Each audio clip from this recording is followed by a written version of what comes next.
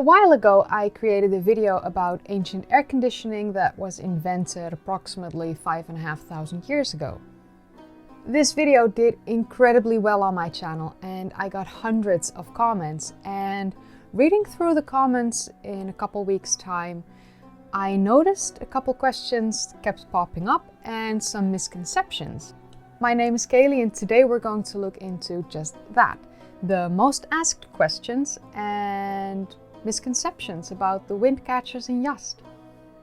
So first of all, let's look into a misconception that I saw pop up a whole lot, as a lot of people were telling me that this isn't considered air conditioning because modern air conditioning removes the humidity from the air, which is of course something that these ancient wind catchers aren't able to do.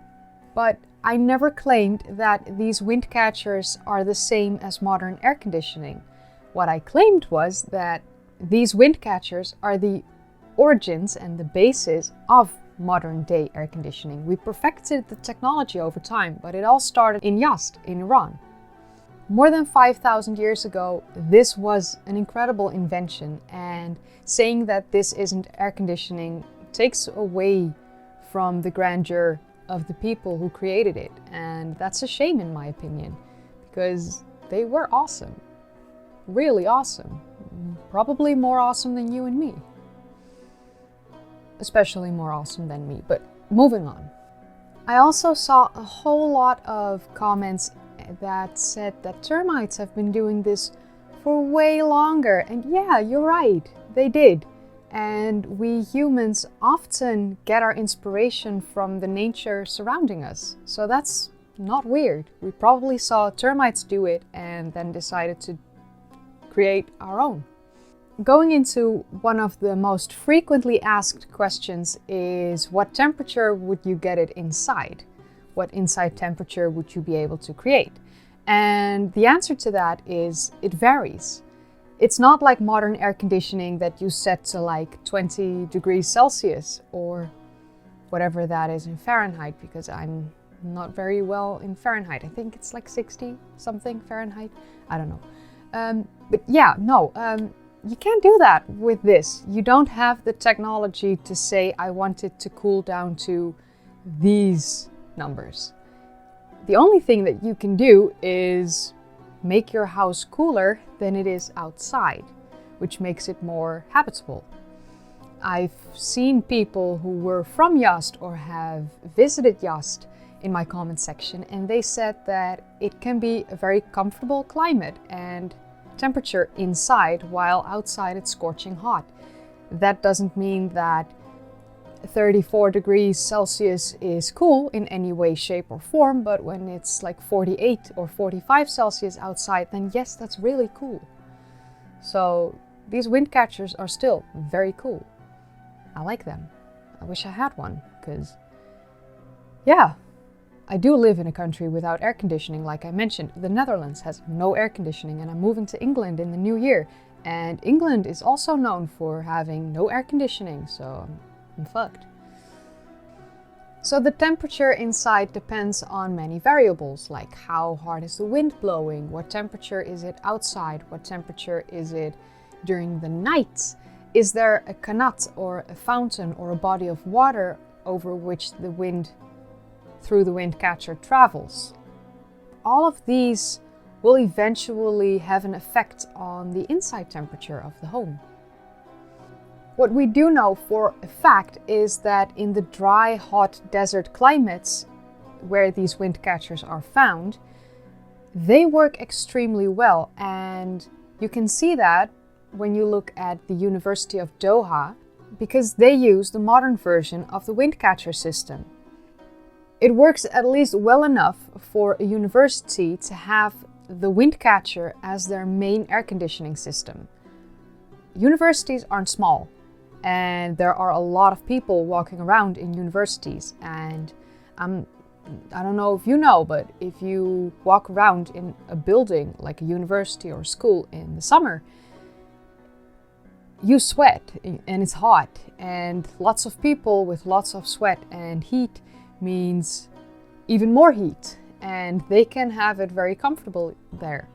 They can have the temperature comfortable, which means that it works really well. It just doesn't work in humid climates, which isn't strange. I remember when I was in high school and we got these heat waves during the summer. So we would open windows in our classroom to maybe hopefully get rid of the heat that was trapped inside. But the problem when you open 2 windows on the same height is that it does nearly nothing, because there's no cool air coming in or being dragged in. And the hot air, yeah, I mean, it went out, but not really. We would just suffocate slowly until class was done, and finally we could go outside and sit in the shade and breathe. Because sitting around 30 sweaty kids, it's not fun. I wish I had air conditioning in high school, damn it. Then there were a whole lot of people telling me that this doesn't work in humid climates. And yeah, you're right. It doesn't work in humid climates. And I even mentioned that at the start of the video, where I said that it all depends on the climatic conditions in which these wind catchers are located and how good they function, how well they work. Not much works in humid climates except modern day air conditioning. And when I said that researchers are trying to make this work in all climates, I meant that. They're trying to figure out a way to make these wind catchers and the bases of these wind catchers, meaning you do not need electricity for them to function, they're trying to make that work, and they are researching that. I don't know how they do it, but they are. I would also never claim that this would work in humid climates or in all climates. That would make me a liar, and that's something that I don't do. Sorry. The fact that this is some sort of form of passive cooling or evaporative cooling, that isn't something that I needed to be told.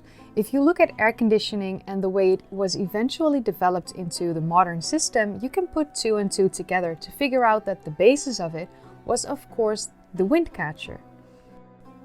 Thankfully, there were a whole lot of people who actually work with the modern air conditioning systems and or studied it or want to become one or have retired, that told me that they enjoyed the video and that it was very accurate, and they didn't know that their job or future job was that old. Because essentially it's a really old job to, be responsible for the cooling of a house. It's a very old job, apparently, 5,000 years old. The system of wind catchers and wind towers, of course, work like a giant house fan. They move the air throughout the house, pulling in the cold air through the wind catcher and maybe open windows on the lowest floor of the house, and releasing the hot air through the wind tower that isn't facing the wind. Therefore, the wind pulls out the hot air from the wind tower. Of course, there were many people that told me that bugs and dust would collect and spread through the house. And I mentioned in the video that there is a section below the wind catchers that will collect the dust. But to be completely honest, by the time I explained that in the first video, I feel like 90% of the people who left that comment had already left, because I did explain it. And when it comes to bugs, I mean, can I ask you, have you effectively kept mosquitoes and spiders and fruit flies out of your house? Because if you have, please, in the comments down below, let me know how that works, because I've been unsuccessful and I'm now 30. I have not managed to go a few weeks without a new spider or a bug inside my house. So thanks. Can they all just bugger off? So under the wind catcher, there is a section where the dust and the sand is collected, and that it falls down and just stays there until it gets cleaned up.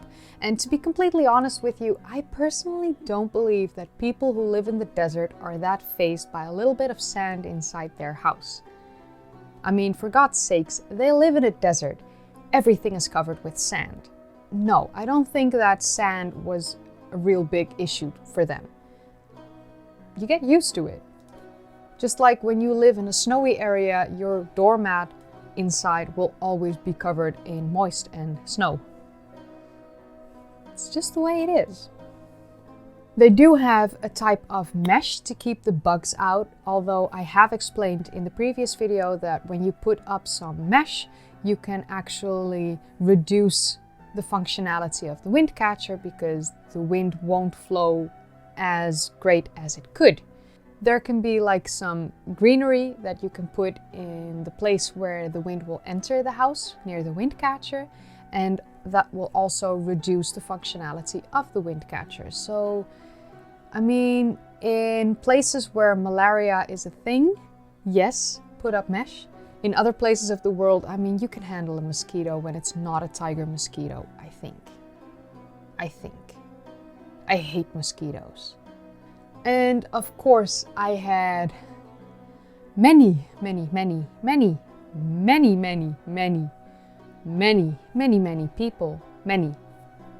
people telling me that it's just a swamp cooler. And yeah, you're right. I don't disagree. But the fact is that this is a 5,000-year-old swamp cooler. It doesn't need electricity, and it was used in ancient times. Somehow I feel like the people leaving such comments have zero understanding of life in ancient times and how much that differs from life in modern times. Like they forgot that the invention of the television happened less than 100 years ago in 1927 by 21-year-old inventor Philo Taylor Farnsworth. The wind catchers in combination with wind towers, sometimes combined with the evaporative cooling method with the qanats, was such an ingenious thing the ancient cultures in the Middle East and Egypt invented. It's easy to gloss over the magnificence of the invention and to pretend that it isn't an amazing feat of engineering when you compare it to our modern technology. But it shows skill, knowledge and intelligence that most people never expected from people living in ancient times. So by making this video, I hope that I was able to clarify some misconceptions and answer some of the most asked questions about these wind catchers. To me, it shows the magnificence of the ancient inhabitants of this planet. And I love looking into this type of ancient technology, and I will absolutely keep doing that. But if you enjoyed watching this video, then don't forget to give it a thumbs up, subscribe if you'd like to see more of this face, these kind of videos, and click the bell icon to be notified every time I upload. I upload frequently. Yeah, I do. And if you haven't seen my previous videos yet, then click the card in the upper right corner or click one of the links down below in the description. And I always put videos in the end card, so click one of them if you're not sure what to watch. And I would like to thank my patrons: Floyd, Barry, Vaughn, Jeff Henderson, DJ, Klaus Jepson, Ricky, Ira Whiteside, Malius Flavus, Tom Barkwell, Dibbler666, Timothy P. Smith, Robert Brown, Elva Coburg, Miches Porcius, and Gerald Lamontagne. And the channel members of the highest two tiers: Volps, James Fisher, Debo, and Ben Oppenheimer.